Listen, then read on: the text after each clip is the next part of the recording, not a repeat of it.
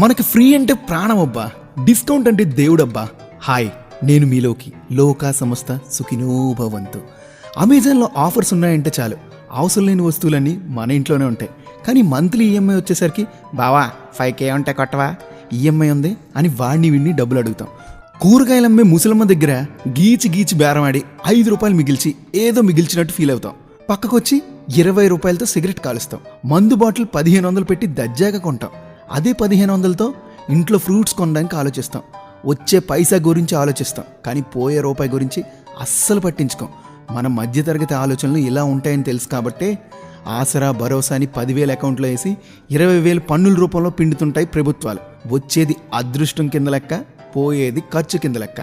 మన అమాయకత్వమే వాళ్ళ బలం. కోడిని కోసుకు తినాలంటే 4 నూకలు వేస్తాం, పట్టి కోసుకు తింటాం. కోడి నూకలకు కకృతి పడుద్ది, మనం పథకాలకు కకృతి పడతాం. కోడికి మనకి పెద్ద తేడా లేదులేండి.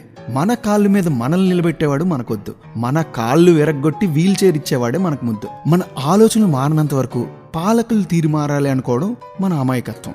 గుర్తుపెట్టుకోండి, మనకి ఒకడు ఫ్రీగా ఇస్తున్నాడంటే మనల్ని వాడొక ట్రామా ట్రాప్లో దించుతున్నాడని అర్థం. అర్థమైందిగా? లోకా సంస్థ సుఖినో భవంతు.